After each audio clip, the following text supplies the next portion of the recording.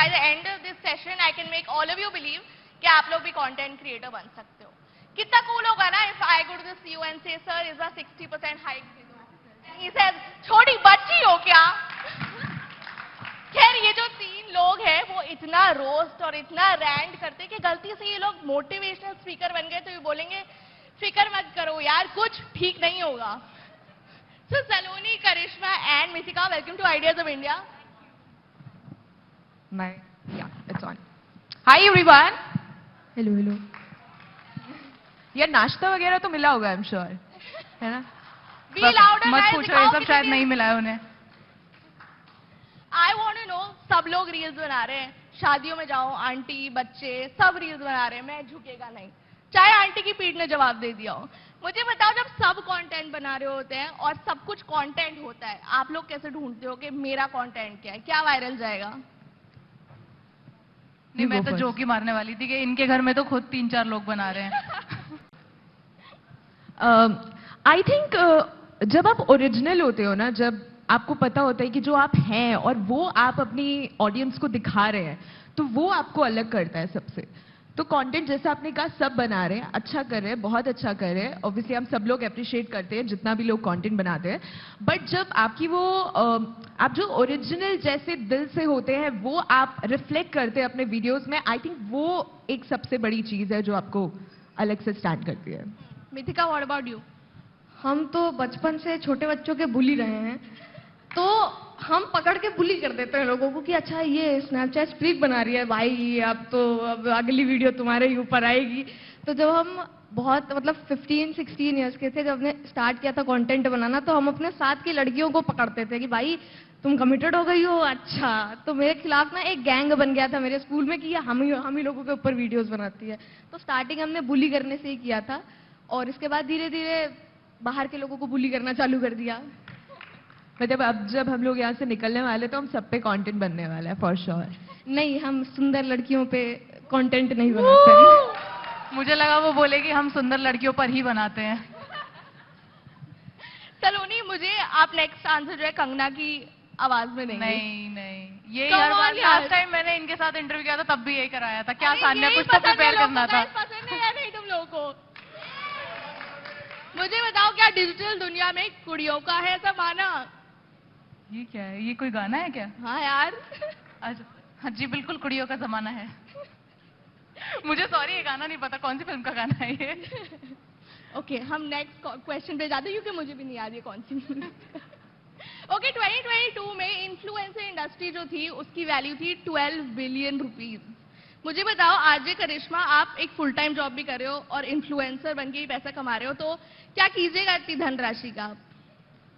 क्या कीजिएगा इतनी धनराशि का? ये लाइव है ना, हम लोग ऐसे सवाल नहीं पूछते यार ऐसे.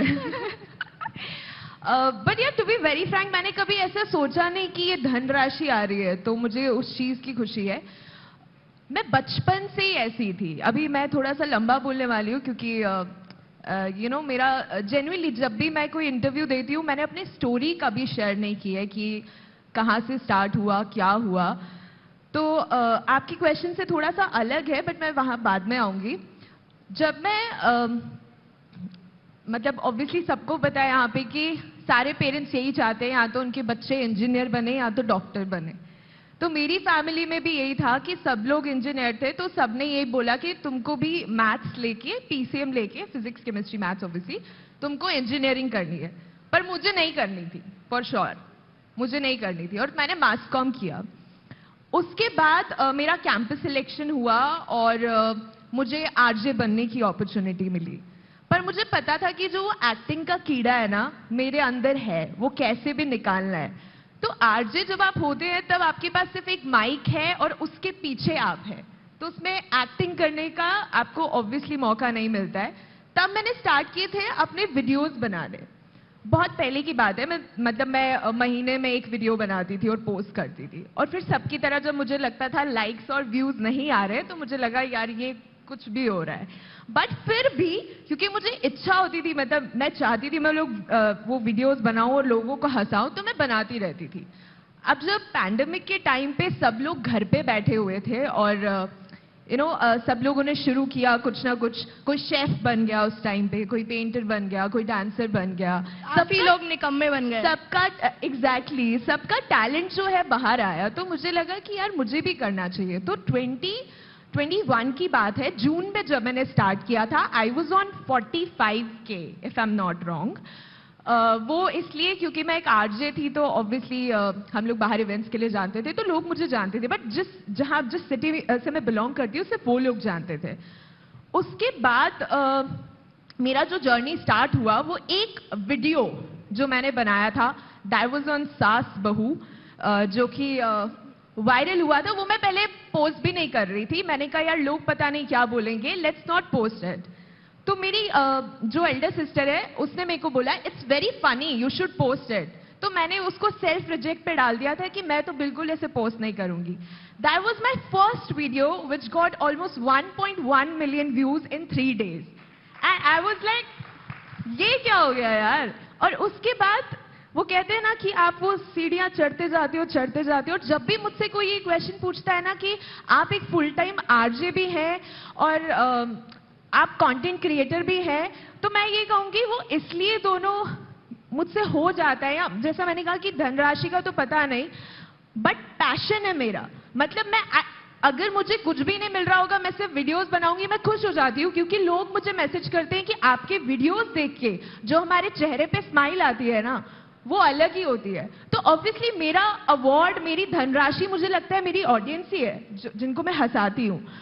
और जो आरजेइंग है वो इसलिए साथ साथ चल रही है क्योंकि वो कहते हैं ना कि वो एक स्टेपिंग स्टोन था मेरे लिए, जहां से चढ़ के मैं आगे पहुंची हूँ। तो उसको छोड़ने का भी बिल्कुल मन नहीं होता। मेरी बॉस इतनी खुश हो गई ना, मस्त अप्रेजल होगा मेरा कि भाई बहुत अच्छा बोल लिया इस लड़की ने। सो या आई गेस धनराशि का तो पता नहीं, ऑब्वियसली हाँ यार कमाई तो सबकी होती है, बट मेरी कमाई वो मेरी ऑडियंस का अप्रिसिएशन है जो मुझे हमेशा देते रहते हैं। सो यार बट वो पूछ रही है पैसे वाली कमाई का क्या पैसे वाली कमाई का मुझे क्या करना है। आई थिंक यार कोई मानेगा नहीं, बट मैं बड़ी इमोशनल तरह की इंसान हूँ। तो जब भी मुझे ऐसा लगता है कि यार मेरे पास बहुत पैसे आ जाएंगे ना, तो मैं ऐसा करूंगी कि मैं कोई आश्रम खोल दूंगी। अभी सपने वैसे हैं, पर आई डोंट नो कि उनको कितना आगे तक मैं ले पाऊंगी। बट अगर आप स्टार्टिंग की बात करें तो मैं बहुत ही हम्बल बैकग्राउंड से बिलोंग करती हूँ, तो मुझे मेरी माँ के लिए बहुत कुछ करना है। तो अभी कभी होता है ना, आप कहीं जाते हो तो आपको प्राइस टैग देखने की जरूरत नहीं पड़ती है कि अगर आपकी मॉम को कुछ पसंद आ गया और आपको कुछ पसंद आ गया तो जस्ट पिक इट अप और बोलते हो मैंने आपके ले लिया। तो मुझे लगता है मेरे आसपास जितने लोग हैं ना, उनको खुश करने के लिए धनराशि का यूज करने वाली हूँ मैं। सो या फॉर श्योर। मिल्का, आपकी story how you started making content वो सबको बताओ प्लीज। तो आपको कौन सी वाली कहानी सुननी है, जब मम्मी ने मेरा अकाउंट पकड़ा या फिर जब हमने स्टार्ट किया था एकदम बनाना? जब मम्मी ने अकाउंट पकड़ा। तो हम बहुत ही उजट खानदान से आते हैं, मतलब मेरी घर पे कोई इज्जत नहीं थी कभी से। अब बच्चा है बैक बेंचर, ठीक है, उसको कोई मतलब नहीं भाई पढ़ाई लिखाई से। 10वीं का रिजल्ट आया था, मेरे घर पे जूते चप्पल चल रहे थे मेरे ऊपर, जबकि मेरी शक्ल देख के अनुमान लगा सकते हैं आप कि इस लड़की के ज्यादा नंबर नहीं आए होंगे। मेरी मम्मी को भी पता था, पर फिर भी अब भाई माहौल खराब था घर का। उसके पहले हम आईडी बना चुके थे। धोखा क्या दिया था मम्मी को कि मम्मी इस आईडी पे हम गाना गाएंगे ताकि ये आईडी बंद ना कराई जाए, तभी इस आईडी का नाम साउंड ब्लेज पड़ा। फिर हमने स्टोरी हाइड कर दी। स्टोरी पे भाई जोकराई मचा रखी थी हमने, एकदम रिप्लाई दे रहे हैं, पता नहीं क्या क्या बोल रहे हैं। और एक दो स्टोरी कभी कभी मम्मी को दिखा देते थे, तो मम्मी कहती थी बेटा ये तो हमें नहीं दिखाई दे रही है, तो हम कहते थे ग्लिच है ग्लिच। और इंडियन मदर्स इतनी अच्छी होती है, इन्हें कुछ भी पढ़ा दो ये पढ़ लेती हैं। तो भाई पढ़ा दिया हमने। फिर एक दिन ये आई मेरे पास और कह रही है ये जो तुमने हाइड कर रखी है ना, इसे अनहाइड कर दो वरना घर से निकाल देंगे। हमने कहा ठीक है अनहाइड कर दी। फिर उन्होंने देखा वेखा अकाउंट, तो कहा इतना कुछ गलत काम तो कर नहीं रही है। फिर जब इन्होंने मेरी हाईलाइट देखी जाके, तो कह रही है ये क्या जोकराई मचा रखी है तुमने, हमने इतने अच्छे से तुम्हें पाला था और तुम ये सब करोगी अब। तो फिर भाई दुखी तो बहुत हुए थे हम कि ये क्या बोल रही है मम्मी, पर फिर बेशरम बच्चा क्या ही करता, लॉकडाउन का समय था, बोर हो रहे थे, फिर बनाया कंटेंट, बुली किया लोगों को इंटरनेट पे, बस बुली हुए किया। अब मम्मी खुश है? अब पैसा इन्वॉल्व हो गया है तो अब तो बहुत खुश है मेरी मम्मी। सलोनी, आपकी जर्नी एक हॉस्टल की सीलन वाली वॉल से शुरू हुई थी। मुझे बताओ कैसा था वो सफर, क्या पता था कभी इतनी वायरल हो जाओगी? उसका तो पढ़ाई से रिलेटेड था, मेरा ये था कि पढ़ाई के बाद भी मेरे पास इतना टाइम बच जाता था कि कुछ तो करना ही था। खाली मैं भी बहुत थी वहां पे, और मेरी फैमिली भी रोकने वाली नहीं थी, तो मैंने सोचा कि भाई जब इतने भले इंसान मिल ही गए परिवार में जो कुछ मना नहीं कर रहे, कोई रोक टोक नहीं है, तो क्यों ना एक्सप्लॉइट ही कर ले उनको थोड़ा। तो मैंने कहा देखते हैं इनका कहाँ तक जाता है, कहाँ तक ये सह पाएंगे मेरी जोकरी। तो मैंने किया वही सब। और क्या था दूसरा क्वेश्चन, क्या था आपका? कि आपने स्टार्ट कैसे आई वो पहली वायरल वीडियो? वो तो हाँ टॉपिकल वीडियो थी, वो दिल्ली पोल्यूशन के ऊपर बनाई थी। तो मैं कहूंगी कि आप सबका सहयोग था उसमें, दिल्ली वालों का, जिसने देश में इतना पोल्यूशन फैलाया, और मेरे दिमाग में वो आइडिया आया। और किसी को सांस नहीं आ रही थी, बट मेरी वीडियो पे व्यूज भरपूर आ रहे थे। मैं बहुत खुश थी कि चलो कुछ तो अच्छा हो रहा है पोल्यूशन से भी। और ऐसे ही वो वीडियो चली। फिर मैंने सोचा कि अब जब चल गया है तो और वीडियोस बनाते हैं। मैंने वहां पे आलस नहीं दिखाया। फिर मैंने सोचा कि यही मेरा मौका हो सकता है, क्योंकि मैं जो पढ़ाई कर रही थी, मैं इकोनॉमिक्स और पॉलिटिकल साइंस पढ़ रही थी, तो वो ऐसा था कि मेरी एकदम कॉलेज से निकलते ही मेरी प्लेसमेंट नहीं होने वाली थी कहीं पे भी। उसमें तो फिर ऐसा ही होता है कि या तो आप और पढ़ो और फिर पीएचडी वगैरह करके कुछ आपको लगेगा, या आप दूसरों को पढ़ाओ। दोनों ही मेरे बस की नहीं थे। तो मैंने कहा जो जहां से मिल रहा है अभी लपेट लो, बाकी आगे तो मेरा कुछ होने नहीं वाला है। तो दैट्स हाउ आई स्टार्टेड। हाँ, जब रिश्तेदार जो थे, जो पहले ताने देते थे कि क्या कर रही है आपकी बच्ची, अब जब वो पूछते हैं कि एक आपकी सफलता का सफर का रास्ता बता दो, आप उन्हें बता देते हो कि आगे होके भाड़ में चली जाइए? यार मेरे रिश्तेदार ना हमेशा हमसे दूर ही रहे हैं, क्योंकि मेरी खुद तो इज्जत थी नहीं। तो मेरा ये मकसद रहता था कि खुद की नहीं है तो किसी की मत करो। तो होता क्या था, हमें कोई बुलाता नहीं था। जैसे मेरे मम्मी पापा को कोई बुलाता था कहीं इवेंट में कि शादी है, तो मेंशन करते थे मिथिका को मत लाइएगा। तो हमें तो कभी रिश्तेदारों ने भी इज्जत नहीं दी कि ये लड़की कुछ कर रही है। फिर जब फेमस हो गए तो ग्लैडली हमने कभी अपने रिश्तेदारों से आईडी छुपाई नहीं, क्योंकि हम उनके लिए भी वीडियो बनाते थे कि आंटी घर पे आई हैं, आंटी ये कर रही हैं, आंटी वो कर रही थी। तो पकड़ लिया किसी आंटी ने एक दिन, तो कह रही है ये तो हम ही गए थे उस दिन तुम्हारे घर से। हमने कहा यार गई तो आप ही थी। तो फिर कह रही है मेरे लिए ही था मतलब। तो हम मुस्कुराए फिर। तो कह रही है ठीक है आप करो जो कर रही हो, क्या ही बोलेगा कोई। तो वही बात है, देखिए कंक्लूजन यही है कि जब पैसा इन्वॉल्व हो जाता है तो फिर चाहे रिश्तेदार कोई कुछ बोले, चाहे कुछ हो जाए। मेरे ना घर वाले फिर पॉइंट आउट किया, स्टार्टिंग में बोला था उन्होंने भी कि बेटा ये क्या कर रही हो, खानदान में नाक कटा रखी है, सरेआम नीलाम कर रही हो खानदान की इज्जत, जबकि उन्हें पता ही नहीं है हमारे खानदान की इज्जत ही नहीं है कोई। नीलाम क्या करेगा बच्चा, ठीक है।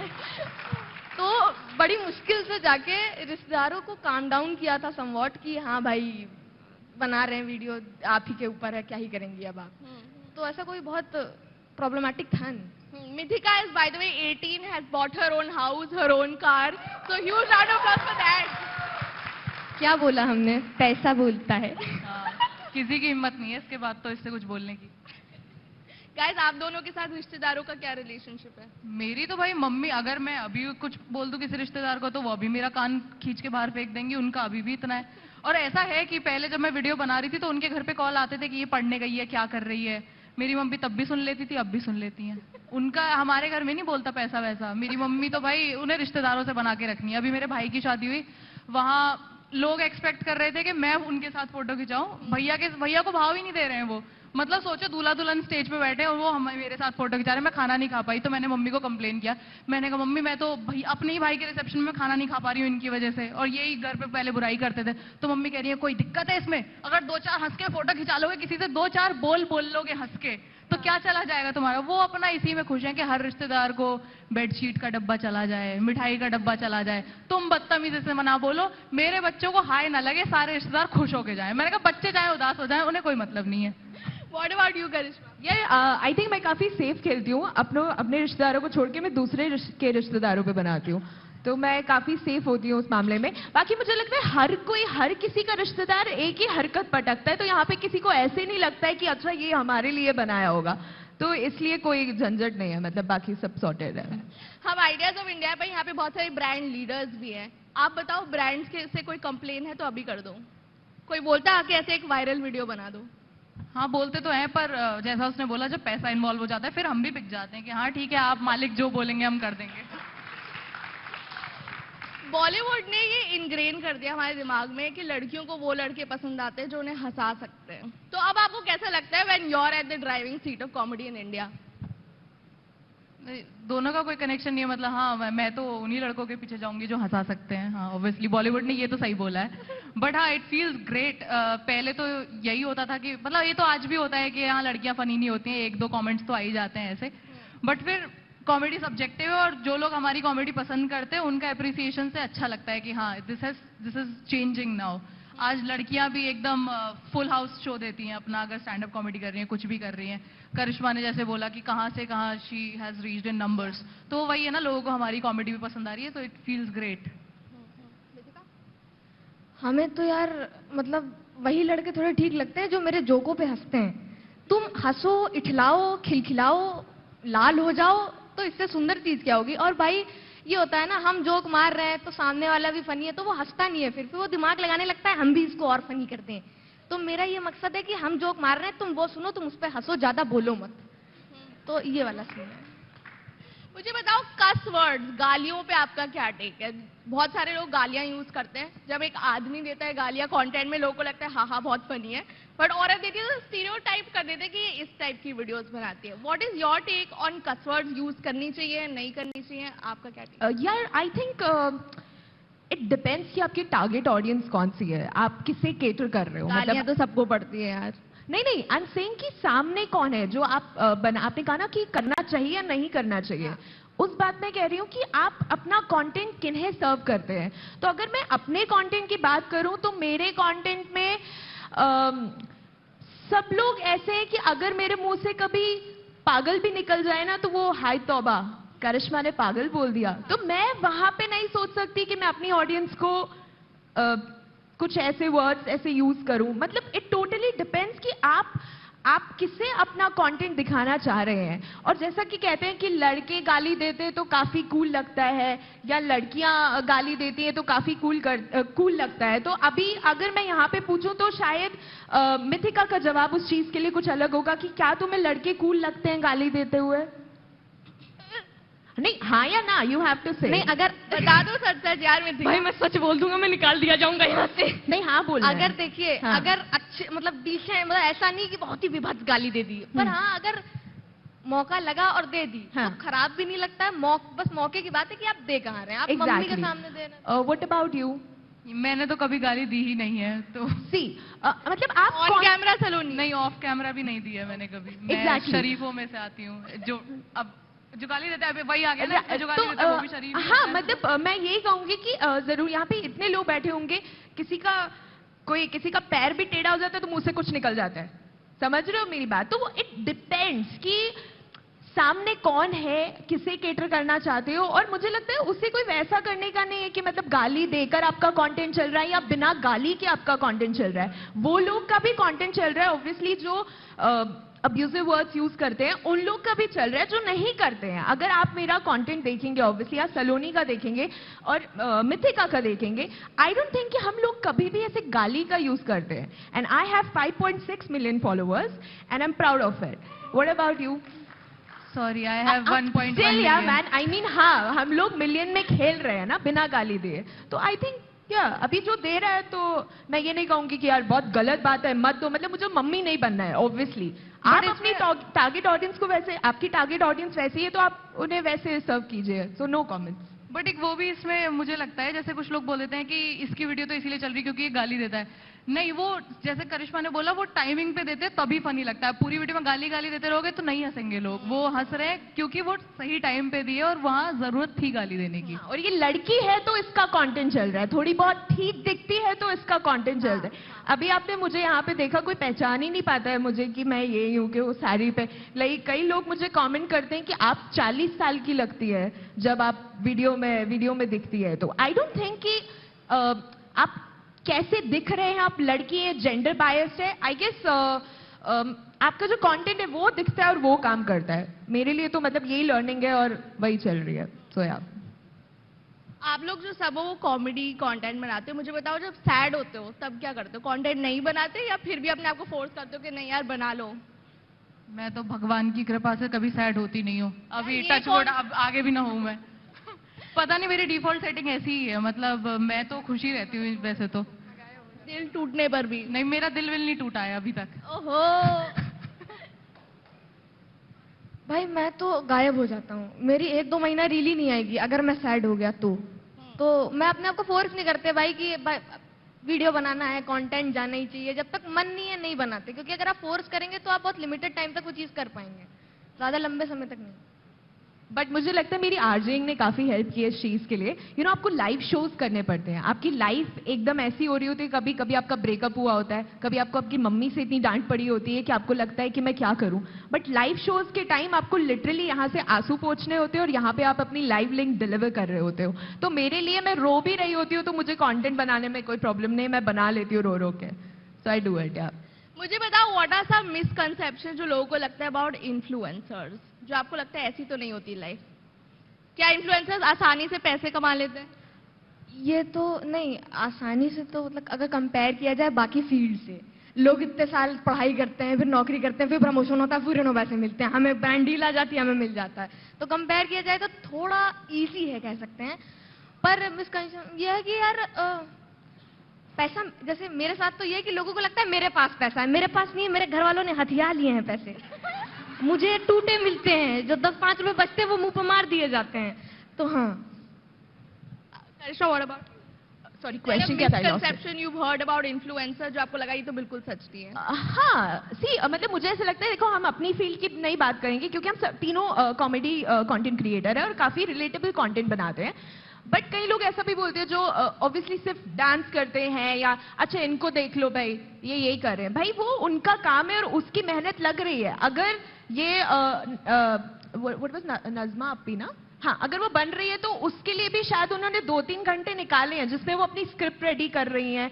मेरे साथ ऐसा होता है, मेरे कजन्स आते हो पार्टी करने के लिए जाते हैं और मैं बोलती हूँ नहीं नहीं मुझे वीडियो बनाना है। वो दुख भी होता है मुझे कि यार वो सब लोग एंजॉय कर रहे हैं और मुझे नहीं करने को मिल रहा है। आई गेस हर फील्ड में ऑब्वियसली हार्डवर्क तो है। जैसा मिथिका ने कहा कि इतने साल पढ़ाई करके और फिर बॉस की खिटपिट सुनना, नेक्स्ट प्रोजेक्ट क्या है, अगला तुम क्या कर रहे हो, इन सब चीजों से हम बचे हुए हैं। ये सब हमारे ऊपर ये हैमरिंग नहीं होती है, उसमें we are blessed. But I think hard work तो लगता है यार। मतलब ये कहने की बात है कि हाँ ठीक है, एक खड़े तो हो जाते हैं एक वीडियो बना के और मिल जाता है इनको पैसा। That's not true, that's really not true.